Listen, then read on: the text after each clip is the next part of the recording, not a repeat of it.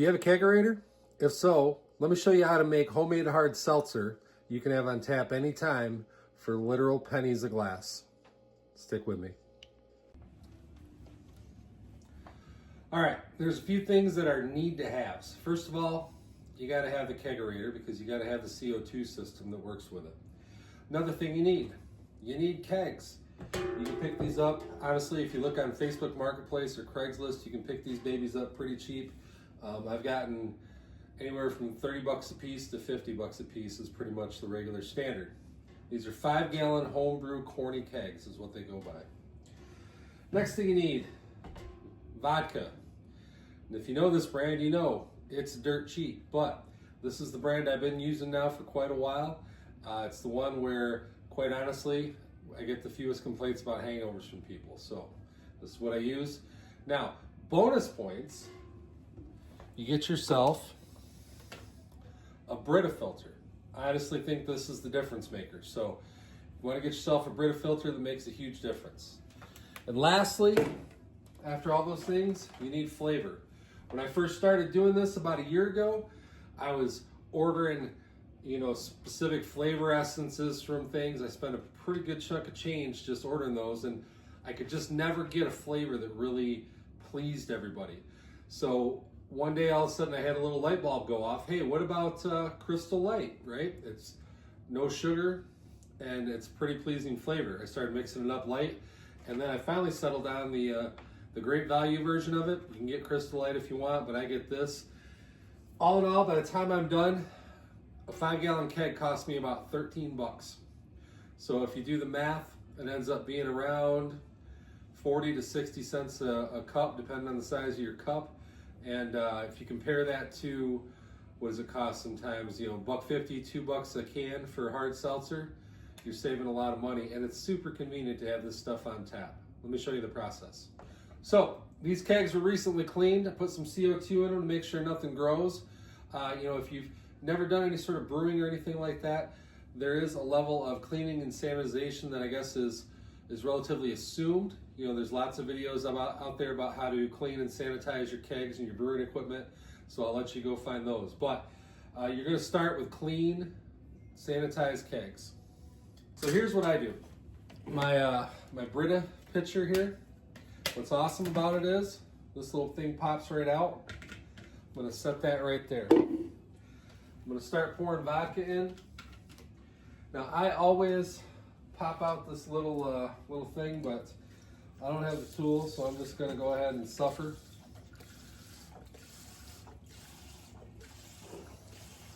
So you might ask, how do you know how much vodka to put in? How do you know how much of this to put in? How do you know how much of that to put in? I mean, long story short, it's been an amount of trial and error, and I've settled on using 1/2 gallon of vodka for a 5-gallon keg. By the calculator I pulled up online, that tells me I have, with a 40% alcohol vodka, I've got 4.3% alcohol in my hard seltzer. That's been a good number. That's a number that's been good for people to continuously enjoy, especially during the summer when you're sitting there, having a drink in your hand the whole time. I mixed up a few batches that were definitely much higher than 4.3, and let's just say sometimes the lower number is better. I'm not going to bore you with watching this all filter out, watching paint dry, but I'll restart it when we get to the point of the next step. I know you've heard of watching paint dry, but have you ever heard of watching vodka filter? It's almost as boring. All right, we are back. This one is done, and in the name of efficiency, I'm going to move it over here and start another one, because if I'm going to make a big mess and I'm going to spend time doing something, I might as well do it twice. We can get that one started, and then we'll move on.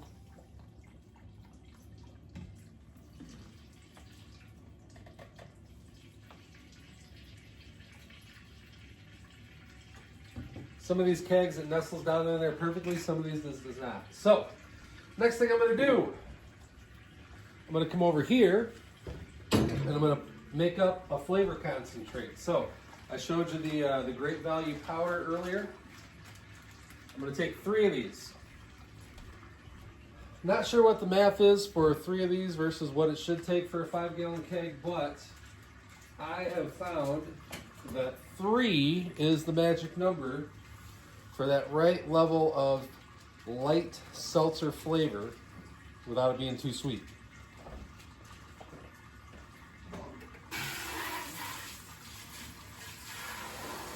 Gonna run that in there and get it all good and mixed up.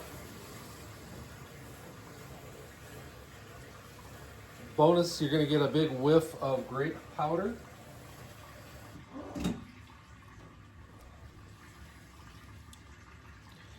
Now I know that seems like it should be perfectly mixed with the aggressive water, but I like to go a step further and make sure I'm mixed as mixed gets. What does that one guy say? Mixy, mixy!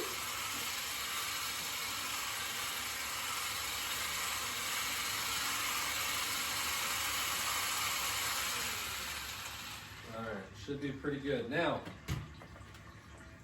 just going to pour that in there, right in with the filtered vodka.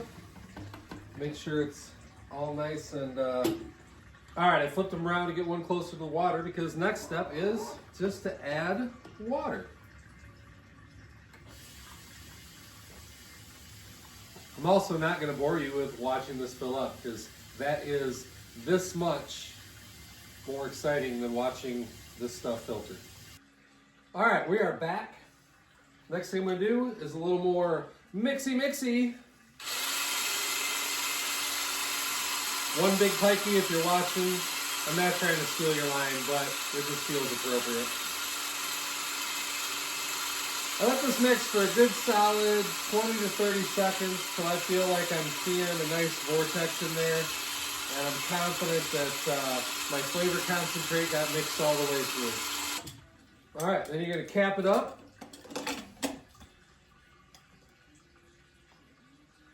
And move on to carbonation. Now, there's lots of different ways to carbonate. You can plug it into the CO2 and just leave it for 3 or 4 days. Or you can do what I'm going to show you, which is referred to as the rock and roll method. This feels a little bit, a little bit intimidating, but it's actually super easy. Once you get the hang of it, once you get a feel for what works best for you, you can have a fully carbonated keg in 10 minutes or so. So we'll get that started. I'll set that up. All right, time to carbonate. Normally, I would just do this on the floor. I would turn this keg on its side on the floor and I would connect my CO2 just like you see it here. I've got it cranked up to about 50 pounds. Let me make sure we're good. So let's get it carbonated. Now, normally I would have this on the floor. I would do it on the floor just because it's smarter and safer, but for the sake of shooting a less awkward video of you seeing my kitchen floor, I decided to put this up on the counter. So we've got the keg on its side. I've got the gas port rotated down to the bottom. And I've got this thing charged up with CO2. So now, all I'm gonna do is rock this baby back and forth for like 10 minutes. Sometimes I go 20, depends on how I feel on any given day. But you'll find out, you'll hear it. You hear the bubbles going in now? What's happening is that CO2 is integrating into the solution and it's carbonating. Give it a little shake, and you'll be able to listen to it and hear it integrating. Now, when I do bigger batches of this, I have an actual beer carbonating system that I bought off a guy that actually works really well, and it's a little bit more consistent than this method, but this works just fine. So, if all you got is a kegerator with a single CO2 tank, this is your method. And when you get done, you got hard seltzer, 5 gallons of hard seltzer, 13 bucks out the door. You can't beat that. That way you've always got something on tap. You've always got something for just about everybody that comes over to enjoy. And if anybody's too snooty to drink hard seltzer, they probably brought their own beer anyway, right? Anyway, hope you enjoyed this. If you got any questions, hit me up in the comments. Send me a message. I'm always willing to share. This has been a process I've learned over about a year or so, and I hope it helps. Thanks.